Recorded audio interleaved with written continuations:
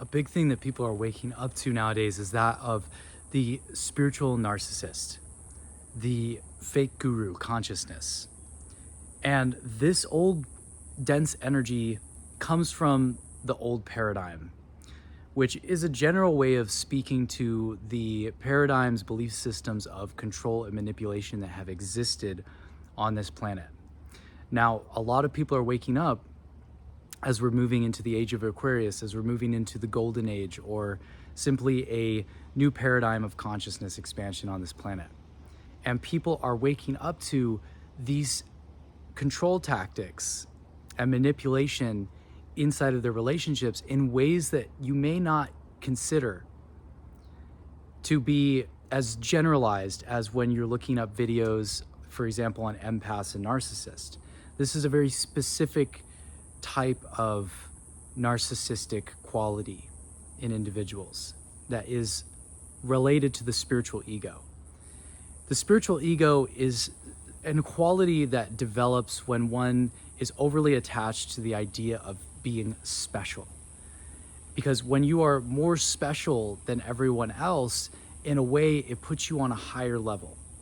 And so these are the types of people that you could have developed even close friendships with. You could have even seen them as a type of spiritual guide in your life, as a type of mentor. But over time, though they will play the game of treating you as an equal, through time you will always see that they always see themselves on a higher level than you. They will use language in a way to affirm that they are at a higher level, that they're at a higher level of consciousness. Now, what the challenge with this is that if you look at the results in these people's lives, they often have a tendency of not being able to actually maintain long-term relationships. Maybe they've been to all the Burning Mans, maybe they've been out to all the fancy transformational gatherings and they've got this fancy spiritual journey, but they haven't done the real deep integration work into their everyday life. So if you want to take a look at what's really going on inside, take a look at someone's everyday life. See it how they treat people in their life. See it how they treat themselves. See it how they maintain a spiritual practice or not. And this is something that I had someone that was a mentor figure in my life for years that I didn't realize had not done this deep integration work.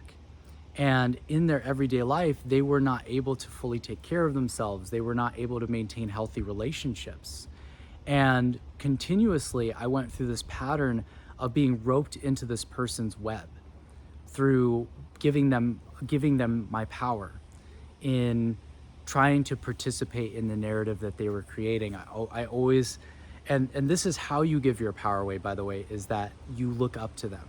So whenever you look up to someone, you're in a state of consciousness that's a state of worship, right? And this is where you have power, you're under someone's power, right? You could do this with a deity. You could do this with a celebrity. You could do this with someone that you admire. You could do this with a mentor figure. You could do this with a guru figure.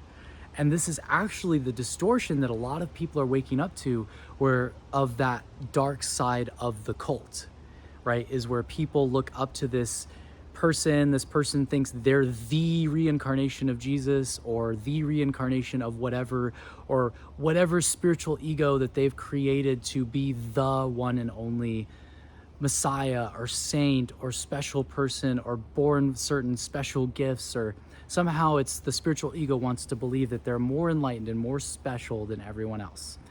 Now, it takes two to tango, because what happens is that this is the false light teaching, right? So when you are in a state of worship, you're looking up to a figure, you're looking up to a government, you're looking up to a Messiah, you're looking up to a guru, you're looking up to a teacher, you're looking up to a celebrity, you're looking up to anyone.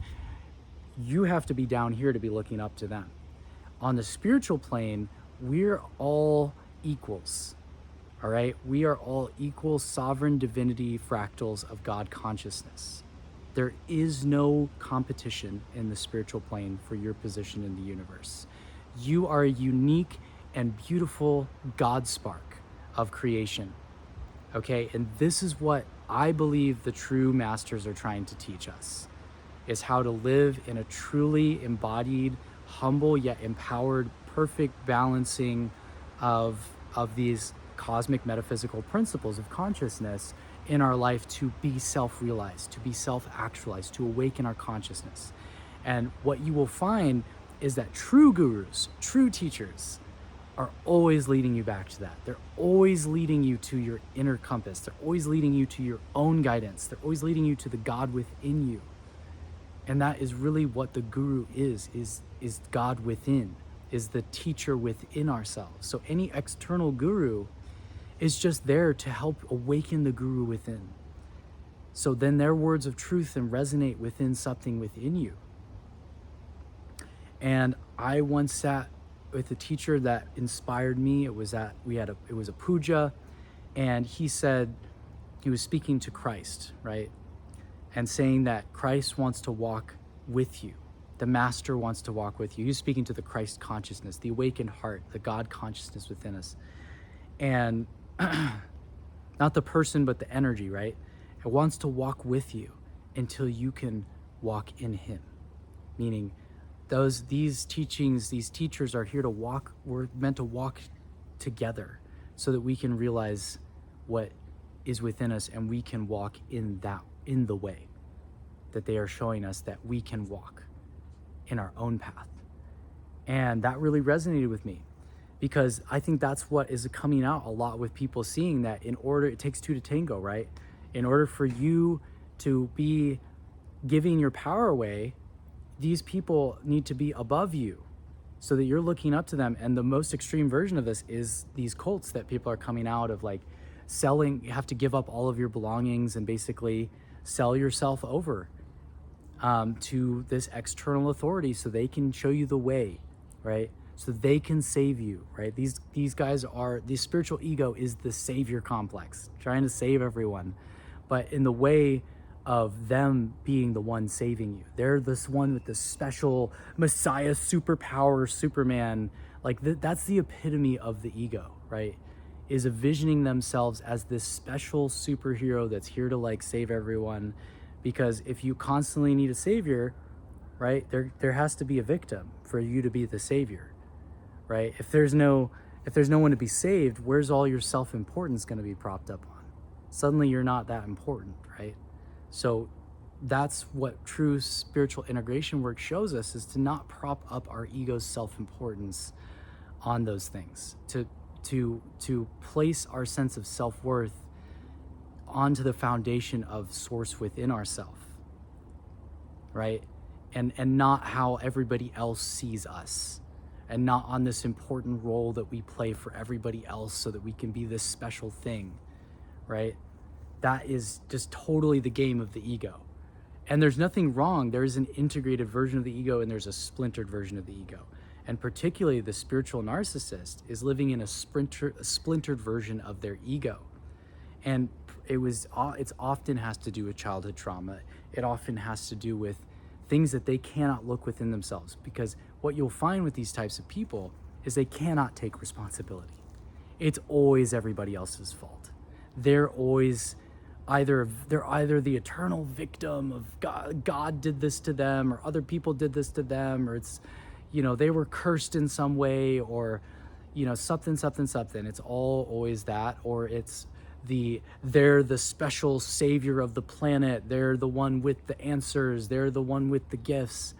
And it's not to say that these polarities of our shadow are not worth loving, or that they aren't, for those of us on this path of integration, even a part of us.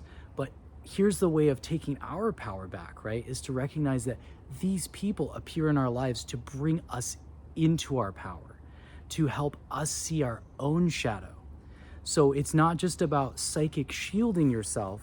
It's about doing the psycho-spiritual integration work where you're no longer even attracting that out of them, or attracting them into your life, or when they're in your field, you're able to have healthy boundaries, or you're able to walk away because you have that self-love, because you see through the illusion of it, because you're no longer giving your power away. And that's how they incite you. That's what I saw with this fake guru figure in my life over those years, is that I kept seeing, like, they had all the right words, right? And they had these connections in the community. They had this way that inspired me. But as soon as I started looking up to them, I was giving my power away. And then they had power over me because I was a part of their web. I was a part of what they were creating. And the key sign of this is if you're being a secondary character in someone else's story, because you're the main character of your own story. You are the main character of your own life. And when I finally took my power back, what I realized was that I was no longer able to be triggered by them. I no longer would put up with it. I walked away from it. I made boundaries with it. I made peace with it inside of myself. I did the inner work. And sometimes, yeah, you have to grieve walking away from toxic people. But some people, it doesn't matter how long you stay, they're not going to change. And you need to choose you. What really made the big shift in my life of coming into my truth, of realizing my truth, of being able to free my voice, because what happens is I was consistently censoring myself because I had to live up to someone else's story, right? Oh, they're this mentor for me. They've helped me come into this story, into this journey, and they were teaching you how to live this magical life. But then what I realized is that it was a way for them to prop up their sense of self-importance, and they left a trail of regrets. They left a trail of relationships that were not fulfilling. They were always like having relationship problems. They weren't able to take full care of themselves or take full responsibility for their lives or maintain a regular spiritual practice. And yet, even when I thought that we could just be brothers walking on this path together, eventually what would happen is that they would start to prop themselves up. Even when I stopped looking up to them, they would still try to play this game of taking this power position. And this was even something of someone that I worked together for years, trying to do conscious media, conscious community. And I had to completely walk away from all the energy that I had invested into that. I had to completely cut all ties. I had to completely reclaim my power, because what I recognized is that this individual in my life at that time was in a way controlling me, because I was constantly in this reactivity of feeling guilty that I wasn't living up to their standard, or when I would get triggered and I'd bring it up, I would be gaslit. So this is another thing that can happen. And then you feel like you take responsibility, you want to reconcile. I would leave, and I, for a much part of my life, really just done my own thing, right? And stayed true to my own channel. But, when I would continually go back into this old project, because I've been part of different projects over the years with awakening consciousness, conscious media, all different kinds of things, with just things, anything that had an intention that really felt about elevating consciousness, helping people live their quest, their spiritual journey in life. I've always been one to when I find something like that and it feels resonant, I would want to support it. Now, I had actually been through this a few times where these men that were leading these things, suddenly I found myself in these projects where they were actually, in a way, propping themselves up through these new paradigm projects. And this is where the manipulation becomes so subtle, is that you're dealing with people who say all the right things. They have the good intentions, right? They seem to be about unity consciousness. They wear all the clothes. They go to the right events. But when you really get down into the nitty gritty, what it's all about is them having the power. It's all about them having the influence. And that if you in any way start to disturb the platform of that authority that they've built, they'll start to neg you. They'll start to put you down in all these subtle tactics of how they phrase their spell and languaging to make you less significant. But when you take back your power, you're no longer in their frame. You're in your own frame of reality. You're in your own quantum field of manifesting, being the main character of your own story. And now they no longer have power over you, because you're no longer, there's nothing for it to trigger inside of yourself. And what really helped me with healing this is bringing my awareness into my body, was choosing myself, was forgiving them with absolute boundaries. and like absolute cutting ties and absolute walking away from people that were toxic in my life, people that would not respect me, that would not respect my time and energy, that when I'd give them the benefit of the doubt, and this is what happens, you get hooked back into it. You try to reconcile, you try to come back and forgive, and then they hook you into it without ever really being able to take full accountability for their actions, especially when it came to hurting anyone, because they're a spiritual saint, you know, because they're like the more special pink fluffy unicorn bunny Disney character than everyone else. And we can have compassion for them, but I'm also okay with making fun of that, because ultimately Christ is within us all. God is within us all. Nobody is more special. Everybody is unique. You are special just like everyone else. And that is a beautiful thing. That is a terrifying thing to the spiritual ego, and that is a beautiful thing to the integrated divine human soul. Because then you can just take the pressure off, and you don't have to be that. You don't need that control. You don't need everyone else to see you when you see yourself. And then your vibe attracts your tribe, bro. Because now you're just being you. And your truth is the most powerful thing that you incarnated to bring to this planet. And that's why we go through these things as empathic souls. It's so that we can learn those lessons. It's in the Jedi school of life, so that we can become empowered. Because then when you're in your own energy, you're no longer a victim to their story. You're no longer triggered by those things, because if those are bringing those triggers up and creating those old patterns, if you take the time to look within yourself and find what that's bringing up within you. For me, it was a lot of stuff around my parents. It was a lot around stuff of abandonment from my past. It was a lot around stuff of my polarity of my own inner work to do around my masculine and feminine. And as I did that, I attracted true love in my life. As I did that, I let go and moved away from toxic relationships and attracted people that truly respect me, and that I respect them, and that I'm in that energy of support. So it literally shifts your reality to this higher timeline.